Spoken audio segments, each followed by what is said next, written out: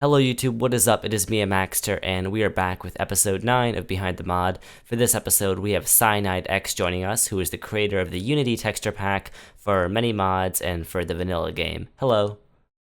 Hey, how's it going? Thanks for having me.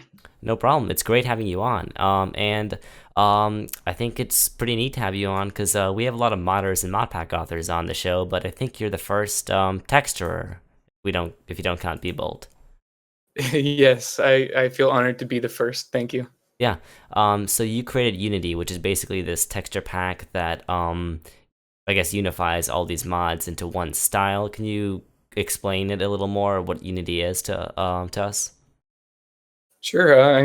When I first started with Unity, I guess I had to jump back when I first started with Minecraft, back when I didn't know what NEI was. And I had to memorize all these recipes. And I started to wonder why some recipes didn't look like the textures that the block had. So I guess that's when I kind of dug into how textures worked and made changes myself. Retextured a few blocks here and there so that it kind of fit better with my vision.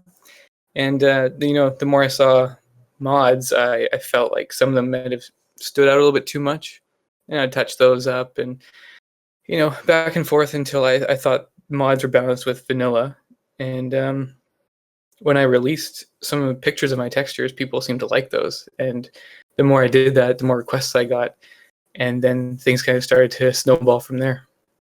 So you're a designer by profession. So how did you get involved with Minecraft initially? I guess to the point where you started on Unity. Yeah.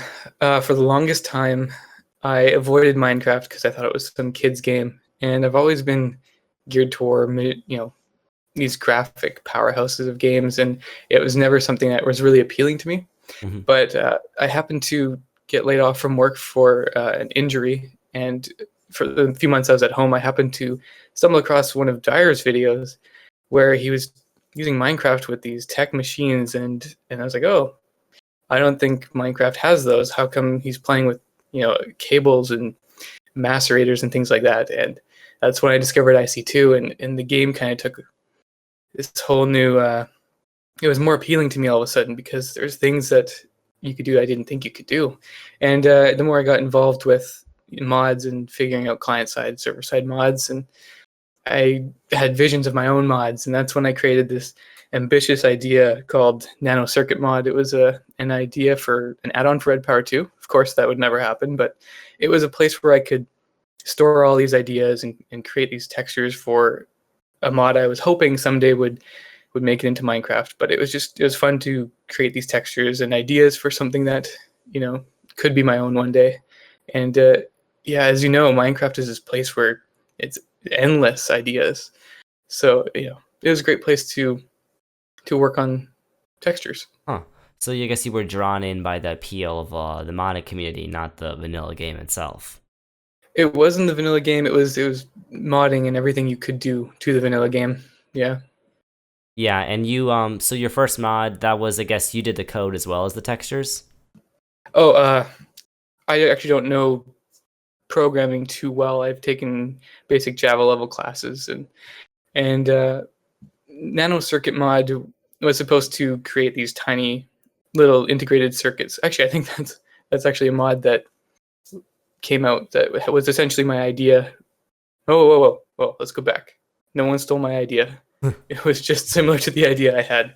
Um, yeah, I looked into things and I started doing basic world gen, and that's about as far as I got until D Miller W came in, took a look at it, and said, "Wow, that's garbage. Let's rewrite this mod for you." And that's when I met up with him, and we started working on what was known as electrodynamics. So from then on, you kind of took more of a pure artistic perspective? Yeah, I took the back seat for just offering my ideas and working on the art, and I let the professionals deal with the coding itself. Huh. And let's fast forward today, and you most recently worked on the textures for the version 9 of Mechanism, which has been, you've been working on the textures for over a year. So what has it been like to work Yeah, on such a large-scale project now? it has been quite a journey. Extremely stressful, extremely fun, and it's an honor to work on a mod as big as Mechanism. But I was contacted from Aiden, and he said, we have so many artists and different styles being contributed to Mechanism that it was just this amalgamation of, all these community contributions that it gave the mod this disorganized look, I guess you could call it, even though it gave it its classic look. It lacked continuity, basically. And I hate to throw people's work out the window, and I'm not saying it's horrible by any means, but for me, when I look at things and what I do with Unity is to make everything look similar and have the same structure. Mechanism was it was unbalanced.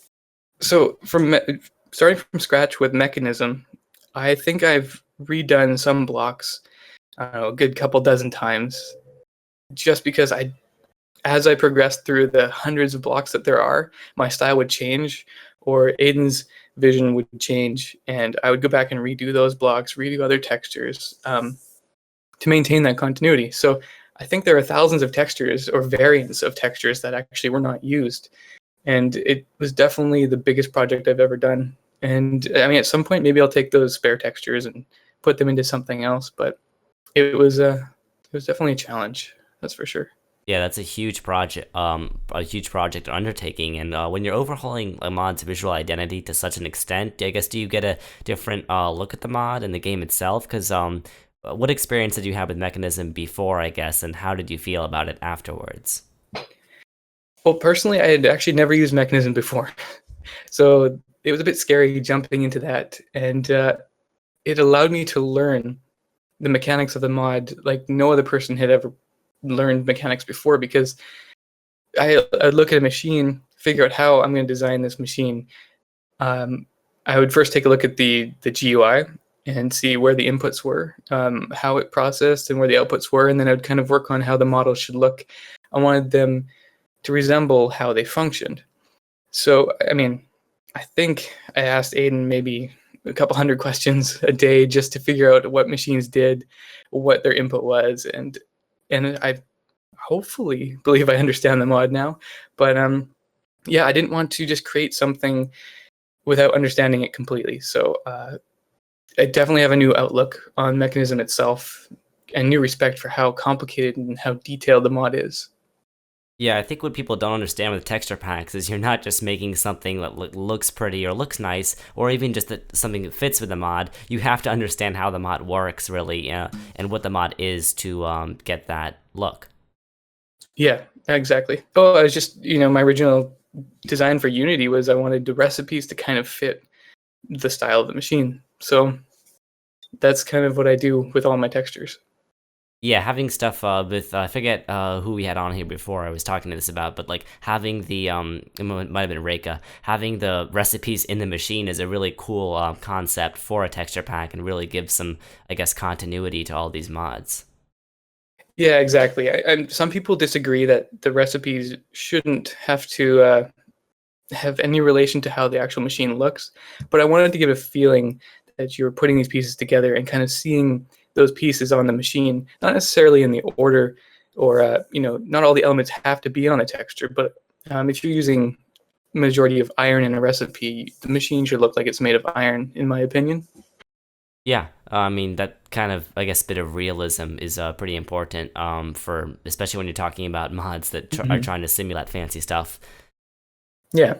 But with Mechanism V9, and I guess with your other projects that you've done, like Buildcraft and stuff, I guess not all the feedback has been positive. So, what will you say the ratio, I guess, of positive to angry feedback is, and how do people react when their favorite mod gets a new coat of paint? Yes, this is a loaded question.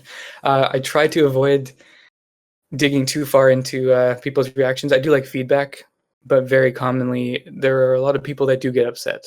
I'd like to say that the majority of them do like the new look, but it's always scary because I don't want to disappoint people. I understand that you want to maintain the classic look of a mod. So, I don't really want to turn away. If the mod author asks me to help with the mod and I have time and interest, I don't want to say no. So I'm inevitably going to upset a couple people, but Well, I you can't make an omelet without breaking a few eggs. exactly, yeah. there are always people that are going to be upset, but I try and keep those main elements from mod that make it unique, the defining elements. With Buildcraft, I tried to keep the screens, the classic screens, the stripes, and I didn't want to change it too much. I wanted to keep the white. So I feel like it's holding on to the essence of what Buildcraft was, and that's actually what I ended up calling that texture. The texture pack was Essence. And kind of what Unity does as well is keep the main elements. So even when the changes are subtle, people are still going to be angry that the mod is changing, and it's just something I'm going to have to accept. Yeah, I think something with programmers is, they're geniuses and they're great at doing what they do with mods, but sometimes they aren't the best texturers, and original mods like Yeah, Buildcraft don't have an amazing look, but at the same time, that look kind of becomes iconic because people get so used to it. So I guess is it challenging to kind of stay on that line between iconic and good looking? it's very difficult. That's what proves to be the most challenging. And I mean, when you change the machine's look, there's a chance that you're going to destroy someone's build. They take into consideration the colors and the shape of the machines when they do their builds, and if I change them in the next mod update, it's going to affect them as well. Same with when I do any texture packs for vanilla, I don't want to touch those too much because if I change the contrast or the patterns, it can throw off a lot of people's builds, and I don't want to do that. But when doing mods from scratch or redoing them from scratch, I like to ask as many questions as I can for the author to first understand their vision and what they originally imagined but couldn't produce. And Yeah. like you said, not everyone's an artist. I mean, hell, my first textures looked like complete trash. It's taken a lot of practice, and these developers put so much time into programming. They don't have time to practice textures, and that's when they come find me. Yeah, I think it's really I think it's really cool that we're at this moment now where mod packs can have I guess texture pack like Unity. We saw this with Unabridged by Bebold, and basically it gives all the mods this coherent, cohesive feel between them that extends beyond just recipes. Hmm. But I love how like Unity and stuff does that, and I don't think I've ever seen any other resource pack. I mean, that first of all has the mod compatibility, and second of all is just so like I don't know, cohesive. Well, thank you. I appreciate it. A lot of work has gone into it, not just by me, but so many community members, and I've had so much help. It's I would love to list them all, but everyone's contributed so much that you just have to take a look at how many people have contributed on the repo. So many great artists out there, and surprisingly, so many people that can replicate my style. So it allows me to step back a bit. My life gets a bit busy, and it's nice to know that it sits in the hands of capable artists. Yeah. What is it like, I guess, being because I mean we have so many programmers and technically focused people in the modding community. What is it like to be part of one of those, I guess, artists? You just mentioned that there's others who can also do your style, but I guess what is it like to fill that role that I guess doesn't get talked about as much sometimes? Uh, it's hard to say. I never really looked at it from that perspective where people will contact me to do a mod, and it's just I appreciate the community so much and what they've offered for me that I like to give back. So it's um, you know, you scratch my back, I'll scratch yours, kind of thing. So many people have helped me that I just want to return the favor, and it's nice to be able to have some input or be part of such a big mod in this community.